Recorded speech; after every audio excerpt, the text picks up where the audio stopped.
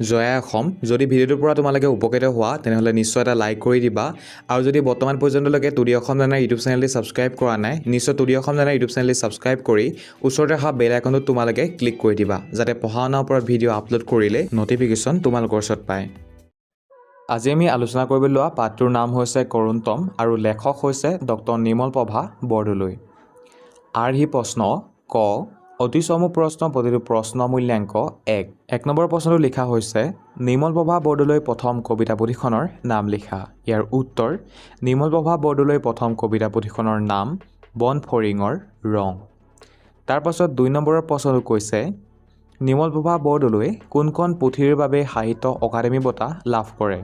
ইয়াৰ উত্তৰ নিৰ্মলপ্ৰভা বৰদলৈ সুদীৰ্ঘ দিন আৰু ঋতু পুথিৰ বাবে সাহিত্য অকাডেমী বঁটা লাভ কৰে।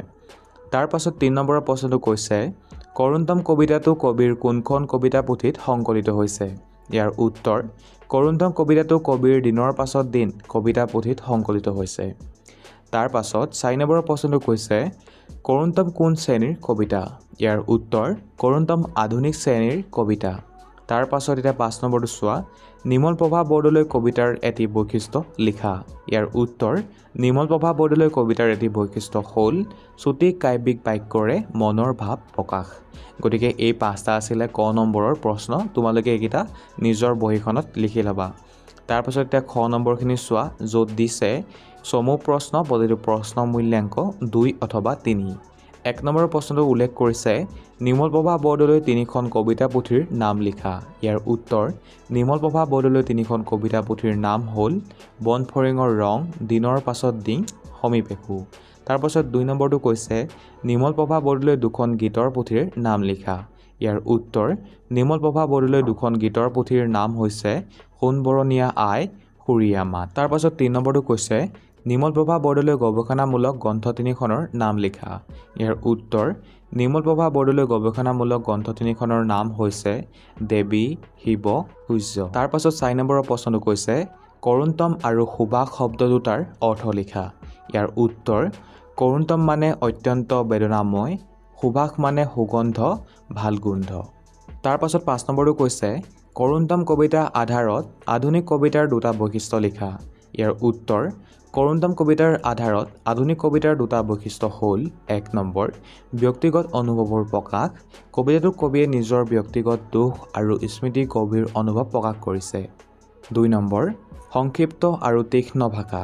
কবিতাটোত সৰল, সংক্ষিপ্ত আৰু প্ৰভাৱশালী ভাষা ব্যৱহাৰ কৰা হৈছে।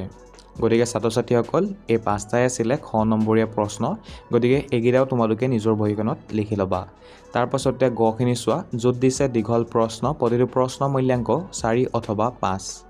১ নম্বৰ প্ৰশ্নটো কৈছে কৰুণতম কবিতাৰ নামকৰণৰ তাৎপৰ্য বিশ্লেষণ কৰা। ইয়াৰ উত্তৰ কৰুণতম কবিতাত ডক্টৰ নিৰ্মলপ্ৰভা বৰদলৈ মনৰ গভীৰ দুখ আৰু বেদনাৰ অনুভৱ প্ৰতিফলিত হৈছে। পিতৃ মাতৃৰ স্মৃতি কবিক নিজৰ অক্ষমতা আৰু সন্তানৰ প্ৰতি দায়িত্ববোধৰ বিষয়ে ভাবিবলৈ বাধ্য কৰিছে। পিতৃৰ কৃষক জীৱনৰ স্মৃতিয়ে কবিক পথাৰৰ গোন্ধত নিমজ্জিত কৰে আৰু মাতৃ শিপিনী জীৱনৰ স্মৃতিয়ে গামোচাৰ সুবাসত জাগ্ৰত হয়।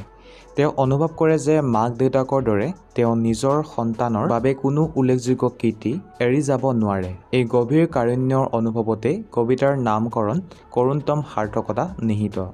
গতিকে ছাত্ৰ ছাত্ৰীসকল ১ নম্বৰ প্ৰশ্নটোৰ উত্তৰ ইমানডোখৰ তোমালোকে লিখিলে হৈ যাব, গতিকে তোমালোকে লিখি ল'বা। তাৰপাছত ২ নম্বৰটো কৈছে কৰুণতম কবিতাত কবিৰ পিতৃ মাতৃৰ প্ৰতি গভীৰ শ্ৰদ্ধা প্ৰকাশ পাইছে নেকি বিচাৰ কৰা। ইয়াৰ উত্তৰ কৰুণতম কবিতাত ডক্টৰ নিৰ্মলপ্ৰভা বৰদলৈ তেওঁৰ পিতৃ মাতৃৰ প্ৰতি গভীৰ শ্ৰদ্ধা প্ৰকাশ কৰিছে। আহিনৰ পথাৰৰ গোন্ধ পালে কবিৰ পিতৃৰ স্মৃতি জাগ্ৰত হয়, যি এজন কৃষক আছিল আৰু কঠিন পৰিশ্ৰমৰ জৰিয়তে পৰিয়ালৰ জীৱিকা নিৰ্বাহ কৰিছিল। এনে এক স্মৃতি জাগৰণত তেওঁ পিতৃৰ প্ৰতি গভীৰ শ্ৰদ্ধা প্ৰকাশ কৰে। একেদৰে দোকানৰ জাপ ভঙা গামোচাৰ সুবাসে মাতৃৰ স্মৃতি জাগ্ৰত কৰে, যি এগৰাকী শিপিনী আছিল। মাতৃৰ এই কৰ্মঠ আৰু নিষ্ঠাবান জীৱনৰ ওপৰত কবিৰ হৃদয়ত এক গভীৰ শ্ৰদ্ধা সৃষ্টি হয়। এইবোৰ স্মৃতিৰ জৰিয়তে কবিয়ে পিতৃ মাতৃ জীৱনৰ ত্যাগ আৰু দায়িত্বৰ প্ৰতি গভীৰ শ্ৰদ্ধা প্ৰকাশ পাইছে। গতিকে তোমালোকে ২ নম্বৰ প্ৰশ্নটো ইমানেই আছিলে, লিখি ল'বা। তাৰপাছত এতিয়া ৩ নম্বৰটো চোৱা কৰুণতম কবিতাত কবিৰ অন্তৰৰ গভীৰ দুখবোধ কেনেদৰে প্ৰকাশ পাইছে বিচাৰ কৰা। ইয়াৰ উত্তৰ কৰুণতম কবিতাত ডক্টৰ নিৰ্মলপ্ৰভা বৰদলৈৰ অন্তৰৰ গভীৰ দুখবোধ পিতৃ মাতৃৰ স্মৃতিৰ সৈতে গভীৰভাৱে জড়িত হৈ প্ৰকাশ পাইছে। আহিনৰ পথাৰৰ গোন্ধ পালে পিতৃৰ কৃষি জীৱনৰ স্মৃতি আৰু দোকানৰ জাপ ভঙা গামোচাৰ সুভাষ পালে মাতৃৰ শিপিনী কৰ্মৰ স্মৃতি কবিৰ মনত সজাগ হয়। এই স্মৃতিসমূহে পিতৃ মাতৃৰ ত্যাগ আৰু দায়িত্বৰ প্ৰতি কৃতজ্ঞতা আৰু শূন্যতাৰ অনুভৱ কবিৰ অন্তৰত জাগ্ৰত কৰে। কিন্তু নিজৰ সন্তানৰ বাবে এনে কোনো স্মৃতি এৰি যাব নোৱাৰিব বুলি কবিয়ে গভীৰ দুখ আৰু অনিশ্চয়তা প্ৰকাশ কৰিছে। মই মোক মোৰ সন্তানৰ কাৰণে ক'ত থৈ যাম? এই প্ৰশ্নত কবিৰ অন্তৰৰ যন্ত্ৰণা আৰু নিজকে সৰ্বস্ব হেৰুওৱা অনুভৱ স্পষ্টভাৱে প্ৰকাশ পাইছে। কবিতাটোত এই গভীৰ বেদনা আৰু অনিশ্চয়তাৰ বোধেই গভীৰ আৱেগিক স্থান লাভ কৰিছে। গতিকে ৩ নম্বৰ প্ৰশ্নটোৰ উত্তৰ ইমানেই আছিলে, তোমালোকে এনেধৰণে লিখি ল'বা। এতিয়া ৪ নম্বৰৰ প্ৰশ্নটো চোৱা। কৰুণতম কবিতাত পাকা ৰান্তৰে গ্ৰাম্য জীৱন আৰু নগৰীয়া জীৱনৰ সংঘাতৰ চিত্ৰ অংকন হোৱা বুলি ক'ব পাৰি নেকি? বিচাৰ কৰা। ইয়াৰ উত্তৰ এতিয়া মন কৰা। ডক্টৰ নিৰ্মলপ্ৰভা বৰদলৈ কৰুণতম কবিতাত গ্ৰাম্য জীৱন আৰু নগৰীয়া জীৱনৰ সংঘাত স্পষ্টভাৱে প্ৰতিফলিত হৈছে। কবিয়ে পিতৃ মাতৃৰ স্মৃতিত গ্ৰাম্য জীৱনৰ সহজ সৰলতা আৰু স্নেহৰ অনুভৱ পাইছে। আহিনৰ পথাৰৰ গোন্ধই তেওঁলোকৰ কৃষি জীৱনৰ কথা মনত আনিছে আৰু গামোচাৰ সুভাষে মাতৃৰ শিপিনী জীৱনৰ স্মৃতি সজীৱ কৰিছে।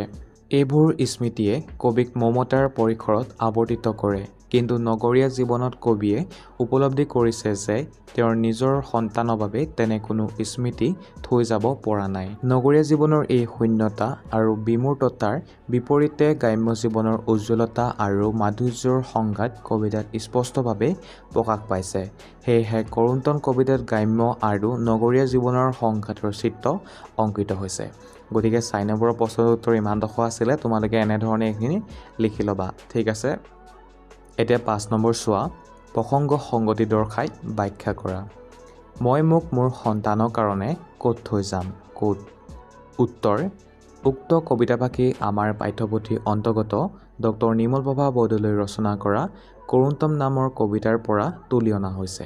ডক্টৰ নিৰ্মলপ্ৰভা বৰদলৈ কৰুণতম কবিতাৰ এই অংশত কবিয়ে তেওঁৰ মনৰ গভীৰ চিন্তা আৰু মনোবেদনা প্ৰকাশ কৰিছে।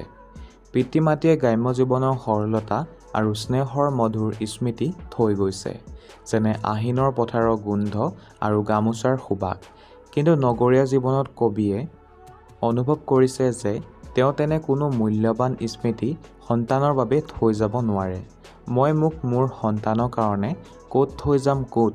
এই প্ৰশ্নৰ জৰিয়তে তেওঁ নিজৰ জীৱনৰ অৰ্থ আৰু অৱদানৰ সন্ধান কৰিছে, যি তেওঁ অনুভৱ কৰা শূন্যতা আৰু দুখৰ প্ৰতিফলন। গতিকে মৰমৰ ছাত্ৰ ছাত্ৰীসকল, তোমালোকৰ কৰুণতম পাঠটোৰ পাঠভিত্তিক প্ৰশ্নোত্তৰ শিতান ইমানেই আছিলে। আশা কৰিছোঁ তোমালোকে আজি আমাৰ এই ভিডিঅ'টিৰ পৰা উপকৃত হৈছা।